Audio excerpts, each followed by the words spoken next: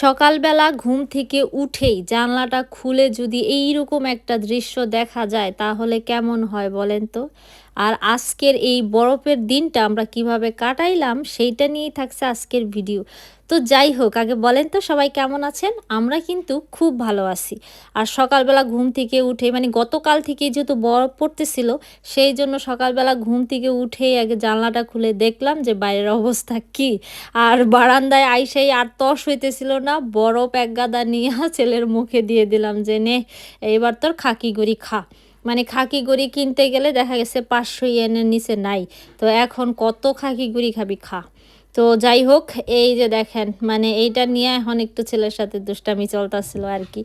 ওদেরও তর সইতেছিল না। এই যে ৩ জন বাইরে চলে আসছে। মানে তাদেরও আর ভাল লাগতেছে না, কতক্ষণে বাইরে যাবে। তো আমি ভাবছি যে আরেকটু বেলা হোক, তারপরে আমরা যাব। আর এইদিকে স্বামী গেছে গাড়ির ওই ওয়াইপার ২ টাকে দাঁড় করাইতে। কারণ বরফ পড়লে ওই ২ টাকে দাঁড় করায় না রাখলে ভেঙে যাওয়ার সম্ভাবনা থাকে। তো এখন তাকে আমি বলছিলাম গতকালকেই যে, "তুমি ওইগুলা দাঁড় করায় আসো।" কিন্তু সে বলছে যে, "না অত পড়বে না।"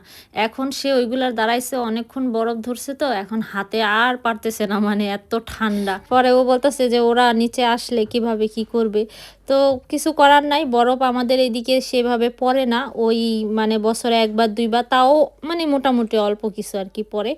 আর এদিকে পর্ব ওই যে সেই নুরিয়ে দিয়ে মানে ড্রয়িং বুক দিয়ে ড্রয়িং করতাছিল। আর পৃথু মৃদু মানে তারা একদম হযবরল করে ফেলছে।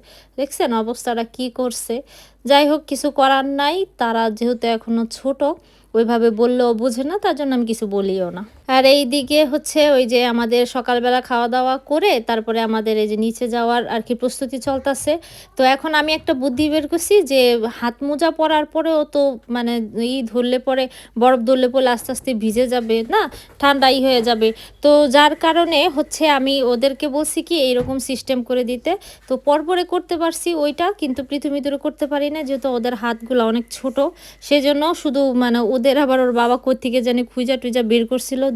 মানে অন্যগুলা যেগুলা লাগবে সেইগুলা একটু ময়লা ছিল। কিন্তু কি ময়লা থাকলেও ব্যাপার না, যেহেতু বরফের ওখানে গেলে তো এমনিতেই ওগুলা ঠিক হয়ে যাবে, তাই না?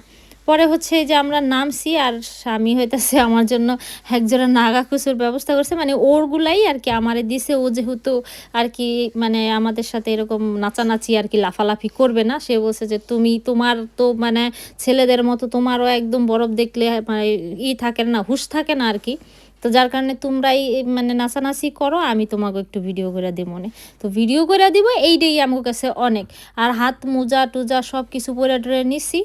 ঠান্ডা কিন্তু অত লাগতেছিল না। আর এইদিকে সে তো হাত মোজাও পরে নাই। সে হচ্ছে শুধুমাত্র আমাদের ভিডিও করে দিবে। আমি বারবার বলছি, "তুমি হাত মোজাটা পরে নাও।" কিন্তু সে পরে নাই। তো এই কারণে গাড়ি যেহেতু মানে আমি চালাইমু, সেহেতু আমারই পরিষ্কার করতে হইব। এটাই নাকি কথা। তো এই যে গাড়ির ভিতরে যত বরফ আছিল সেইটা নিয়ে আগে একটু লাফালাফি নাচানাচি কইরা নিই না? তারপরে না পরিষ্কার করব। মানে একদম থুকনা ধরা, ধরা বরফ। মনে হইতাছে কেজি দরে আরকি। তো মানে এত ভাল লাগতেছিল, মনে হইতেছিল যে ছোট বাচ্চাদের সাথে আমিও ছোট হয়ে গেছি। আর বরফ ফেলতেও আমার কাছে ভালোই লাগতেছিল। কারণ ঠান্ডা লাগতেছিল না তো, তাই না? তো আর কালকে যেহেতু গাড়ি নিয়ে বের হইতে হবে আর এগুলা পরিষ্কার না করেও তো কোনো উপায় নাই। তো তারপরে হচ্ছে এই যে দেখেন যে যার মতো ওদিকে সেদিকে ঘুরতাছে। বরফ তো অলরেডি পড়তাছে। আর তার মধ্যে আবার বরফ নিয়ে খেলা। আর আমার মৃদু তো একটা বালতি নিয়ে নিছে, সেইটার মধ্যে সে ভরে আবার ফেলে। এই হচ্ছে তার খেলা। এখন সবার কথা হইতেছে বানাবে, আরে কি বলে স্নোম্যান। তো স্নোম্যান যেহেতু বানাবে সেহেতু মানে একটা জায়গা সিলেক্ট করে ওইখানে সুন্দর করে বানাইতে হবে তো। তো আমরা গেছিলাম আবার পার্কে, সেইখানে আবার অন্য, অন্য সাইডের যত বাসার পোলাপাইন ছিল সব আয়া পড়ছে। কারণ এইরকম বরফ তো পড়ে না। তো যার কারণে সব আইসা একসাথে খেলাধুলা করতেছিল। পরে হচ্ছে ভাবলাম যে অনেক সময় হয়ে গেছে, এইবার হচ্ছে স্নোম্যানটা বানাই, কারণ এরপর আবার দেরি হয়ে যাবে। পরে তো এই যে স্নোম্যান বানানোর প্রস্তুতি চলতেছে। আর এদিকে পৃথু মৃদু আমারে বলতেছে, "মা তুমি আমারে বানায় দাও।" আর পর্ব তো নিজেরটা নিজে বানাইতেছে। তাও আমি বললাম যে, "সবাই একটা, একটা করে বানাও, দেখি কারটা আগে হয়, কে বেশি সুন্দর পারে।"